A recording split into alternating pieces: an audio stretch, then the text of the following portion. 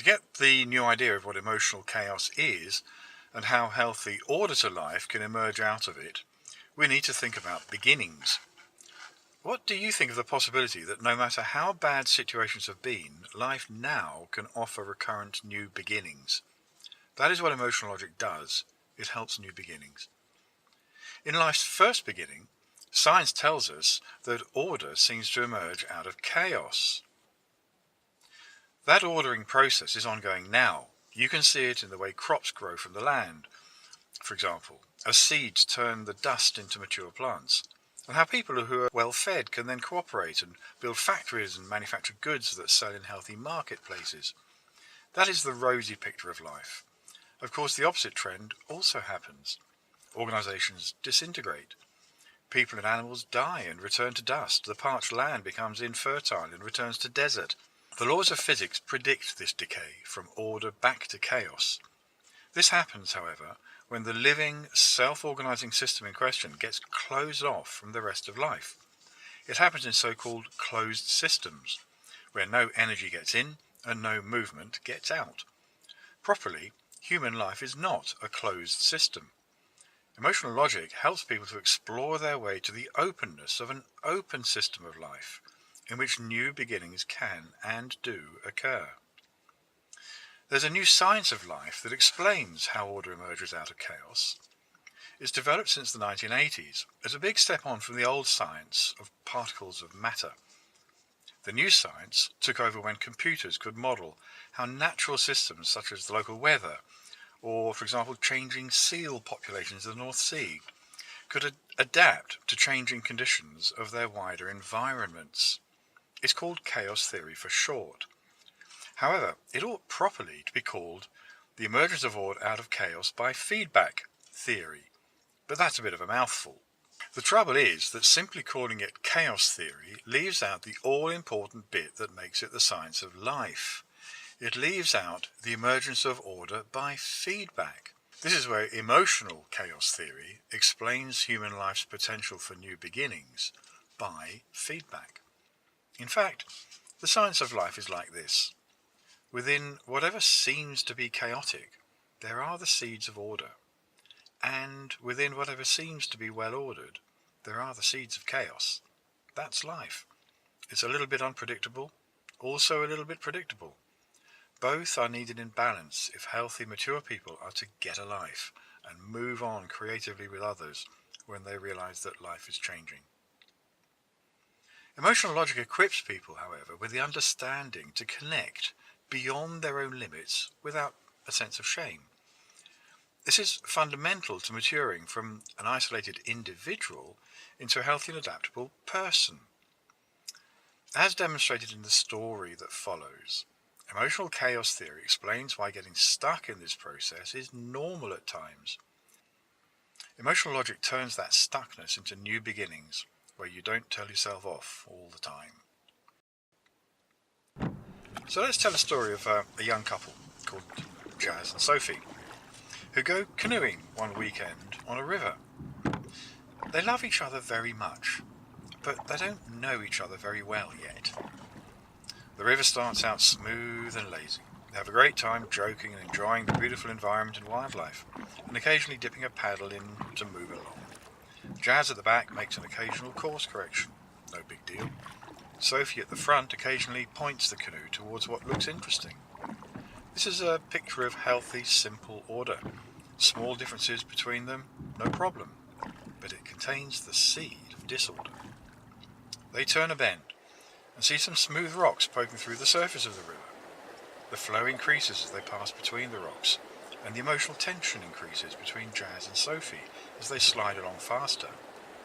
Jazz starts to wish he had looked at the notice board map where they set out, but puts that out of his mind as the canoe swerves past another rock. He starts giving advice to try and control the situation, and Sophie tells him she knows what she's doing. The situation has become complicated. Each continues doing their habitual thing, but now they need to get coordinated. When it works and communication's open, it's even more exciting. Further along, however, the river drops more steeply between the rocks. The The smooth flow breaks up into white water, swirling unpredictably. Reacting has become complex and has unpredictable effects.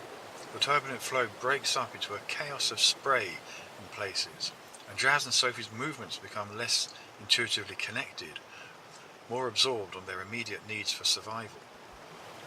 Their reactions turn into chaos too, as things happen too quickly to communicate. They each have to cope with the moment.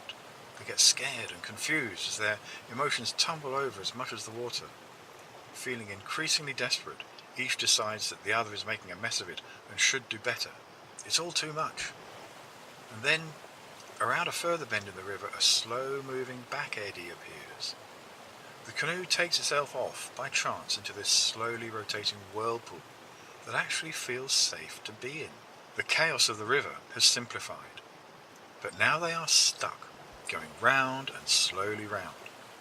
They look at each other, not knowing what to do or say next. The memories flood in of doubts, fears and disappointments. In silence, each becomes self-critical, and then critical of the other, feeling lonely and closed off from life. But there is a reasonable way to get moving again. A realization gradually dawns that if they could coordinate better, perhaps without shame of what they had been thinking and feeling, and without fear that they would hurt their friend with words, then something different could happen. But it is risky. The way out that they discover when they start talking about what to do is not to choose a simple route between the rocks and stick to it however bad it feels. No, they realize they need to give feedback to each other quickly about whatever catches their emotions as they turn along the river. Whatever each sees differently may be valuable for survival. So they agree that they need to keep the emotional talk clear and simple, but open, by saying only left or right as codes for the way their emotions are moving them. They will just have to trust and value the information in the turbulence that, even if their right and left sometimes conflict, this intuitive communication will balance the route they end up taking. This, they agree, in the circumstances, is a reasonable and logical solution. To harness emotion in a constructive way that coordinates their responses. They decide to take the risk and set out on a new beginning from this relatively safe but stuck place.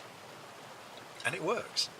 They tumble along in this river of life just on the edge of chaos, but with order emerging between them. Their emotions racing while calling left, right as the rocks pass by. Their words become, in fact, as strong as the rocks to guide their path between them. They turn and adjust as the flow of emotional movement influences their lives together. At last the river levels out into a wide pool. They float, exhausted, happy, relieved, even while the emotions continue to tumble within them as they remember the twists and turns of the river.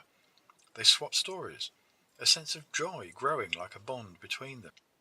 They feel that order is returning to their lives as they talk and recall the emotions of the journey. Shock, angry moments, guilty feelings and despair all have had their place in getting through when they were simplified consistently into left, right. Peace is growing within and hope as they recognize how a few simple rules between them had worked so well to coordinate. Sophie started talking about getting stuck in the whirlpool. "It's odd, you know," she said. "It was horrible going round and round like that, but it felt safer for a while than being out in the chaos. Then I started thinking, but this is an artificial calm. It's pointless. I'll be stuck here forever with these horrible feelings inside." And I began to get depressed and hopeless. Jazz then spoke up. "Hey, me too. For a while it saved the day, but I got more and more anxious as I thought there was no way out. We're trapped. There's no way to move on." But they both had found a way to move on, and with much laughter they decided they would tell others what had happened when they took the risk and what they'd learned. "I think I'll encourage my mum to say something simple," said Jazz, "like left, right, to indicate how her emotions are on the move. She gets so moody, it's unhealthy, and she goes to the doc for pills because she says she's ill. It'll help our neighbours as well if she picks up a bit. She's got such a reputation with them. The news could spread on a wider scale." Sophie responded, Yes, how odd that we were stronger together and we spoke out those unpleasant emotions clearly. There's no way that I could have kept calm alone in the midst of that. I'd have died. Keep it simple, I shall say. And I know that these emotions are saying something valuable to get life moving. They looked at each other. Oh my God, said Jazz. We're alive. We've survived. I want to give you a hug, he says. It's so I know I'm really alive. And so are you. So what has happened here? Jazz and Sophie were very good friends and felt love for each other, but a stressful situation revealed that they didn't understand how to turn their unpleasant emotions into a better relationship. As a result, their emotional tension built up within into a chaos that matched the chaos around them. They didn't know how to turn that tension into useful communication. Emotional communication that is well received and understood can seed order into chaos, like a new beginning to life.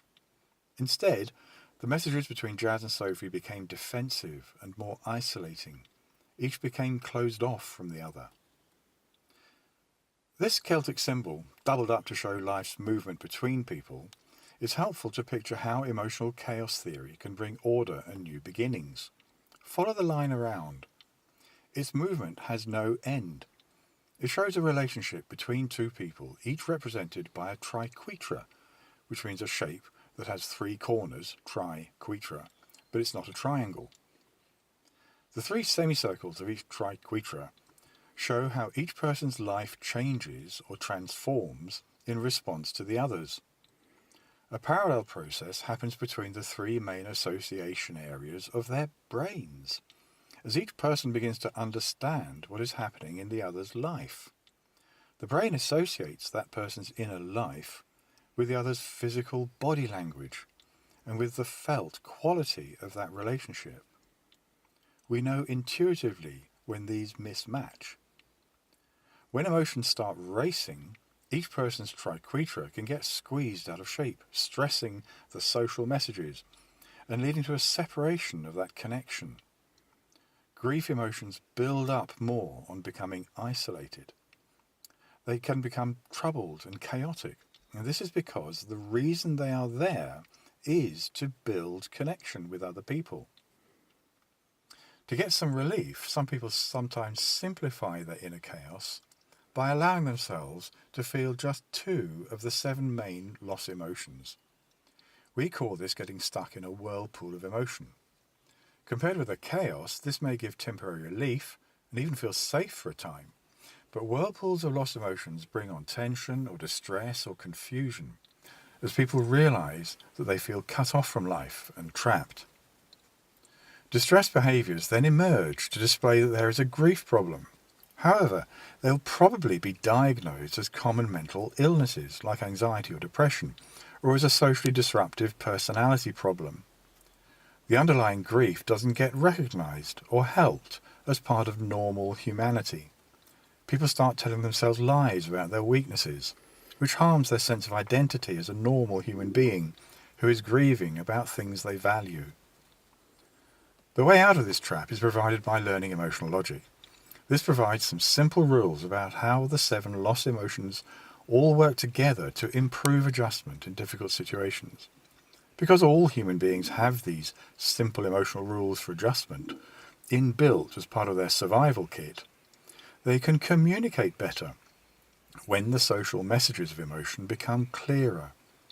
Simpler action plans can follow that improve cooperation and make new beginnings possible. People know they are heard. So to summarize, knowing these simple rules about how to interpret unpleasant emotions allows 2 people to get through difficult situations together more constructively. They know each other better when they can recognize and read these emotions. Jazz and Sophie fortunately discovered that by knowing this, they also enjoyed sharing time together more. This enriched each other's sense of identity, and so they discovered that they had more time for each other. They discovered that knowing each other better is getting closer to true love than just the feelings.